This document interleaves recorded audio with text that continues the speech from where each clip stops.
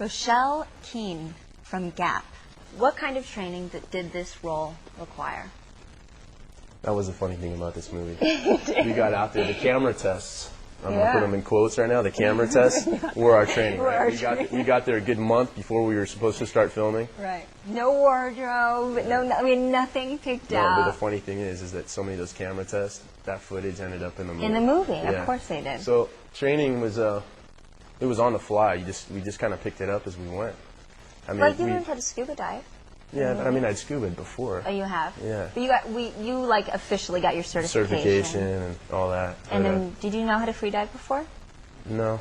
So but I'd snorkeled. I mean, I just hadn't, not the extreme, like, call it skin diving, snorkeling, free diving. They're really all the same thing. Yeah. It's just free diving is just the next level. It's going a little bit deeper and staying down a little bit longer. That's really all it is. Mm-hmm. And so, yeah, I guess learning to relax with my breath holds and, so that I can get down, say, like that 50, 60-foot barrier. Was it freaky to you at all when we would have assisted air, we'd have to go down like 25 feet, and we couldn't go above because we could possibly get the bends?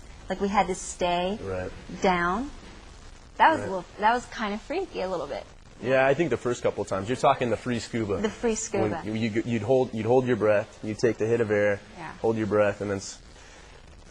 I think psychologically, it messes with you. Yeah, psychologically, because like we were okay, but psychologically. Well, you just know, okay, and wait also a minute, when there's sharks.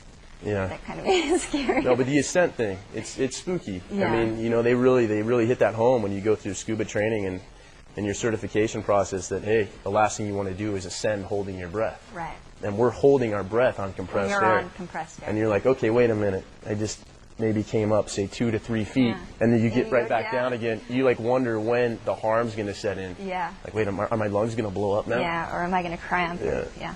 But sorry, yeah, that was off subject.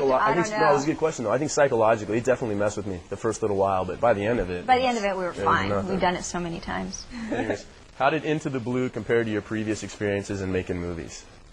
Wow, it was completely different, pretty much from anything I'd ever done.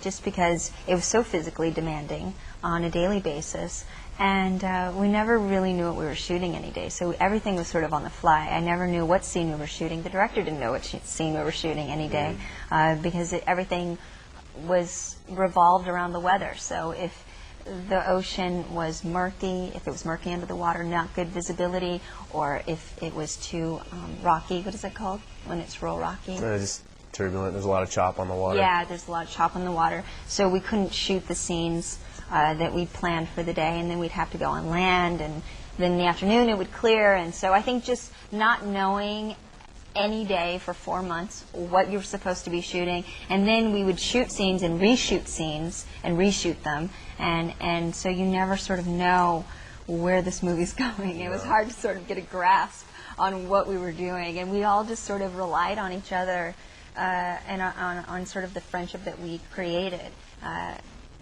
with all the actors, and sort of hope that chemistry somehow came through, because I mean, I didn't know how the movie was going to play, to be honest with you. No, and it ended up working. It ended up really looking good. So, last one for Paul. Finish this sentence. The 3 things I love about movies are?